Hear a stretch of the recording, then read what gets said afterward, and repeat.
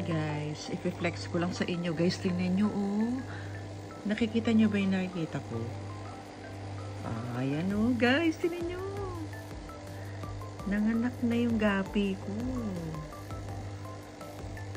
Ayan, oh, yung mga gumagalaw-galaw na maliliit. Ayan, ayan, ayan, oh. Ito.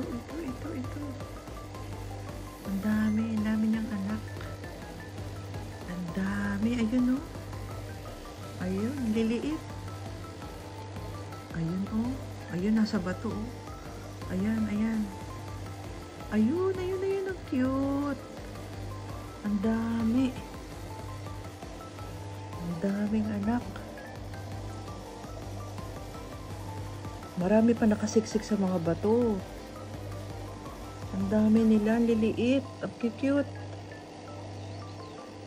Kagahapon kasi guys, talagang sana na video ko pala kahapon. Yung tiyan nito, ito yung nanay. Asan ba yun? Ito.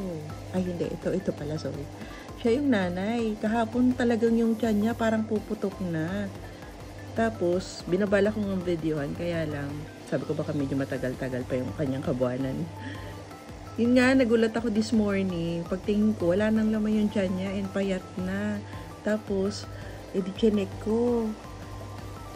Pagtingin ko, may naggumagalaw na maliliit. Ayun, oh. Ayun, mga maliliit. Tingnan nyo, guys. Ang dami niyan. Sa mga bato-bato. Ayun, ito. Tingnan nyo, i-zoom natin. Oh, ayun. Mga baby gapi. Ang dami.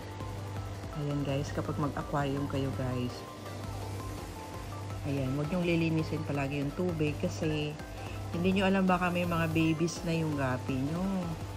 At baka masama ninyo sa paglilinis. Siyempre, papalitan nyo yung tubig.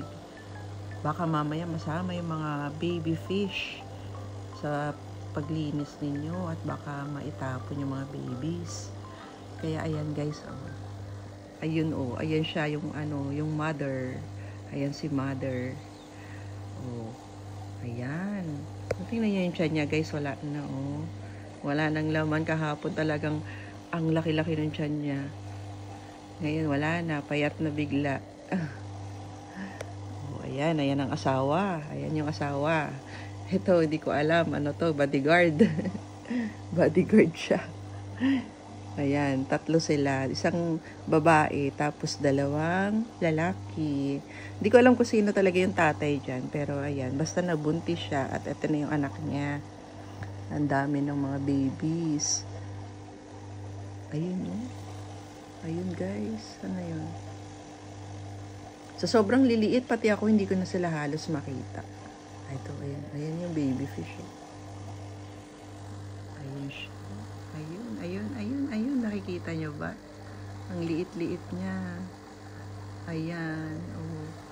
Ang dami pa yan dito sa mga may bato-bato. Hanapin natin. Ayun, nakita nyo ba yung nagagalawan na yan? Oh, ayun yung maliliit. Alam, parang ako yung mother, no? Sobrang ako yung na-excite. Ayan, nakakatuwa lang kasi guys.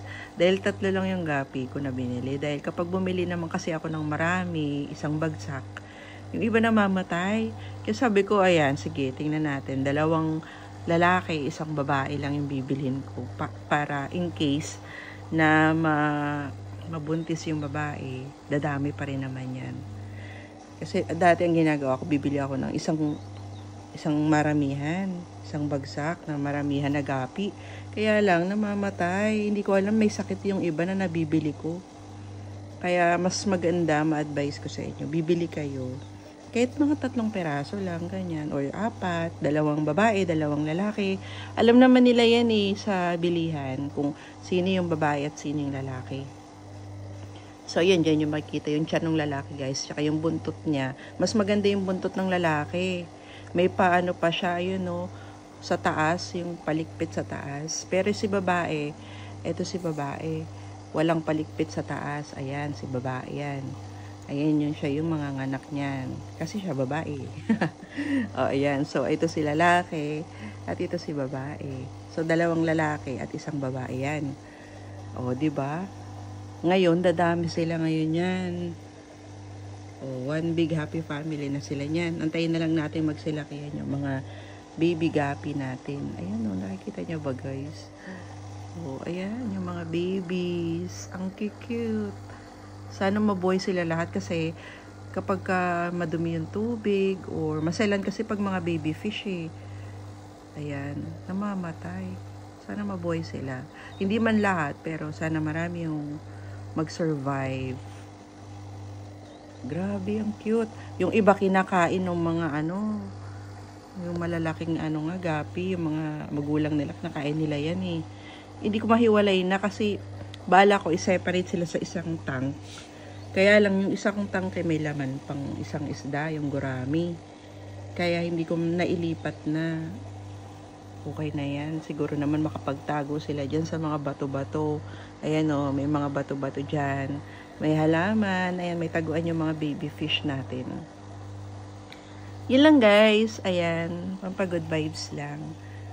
So, ayan guys, sa mga nagpaplano na mag-aquarium. Kung meron kayong mga tanong, ayan, pwede natin sagutin yan sa comment lang. Comment lang kayo.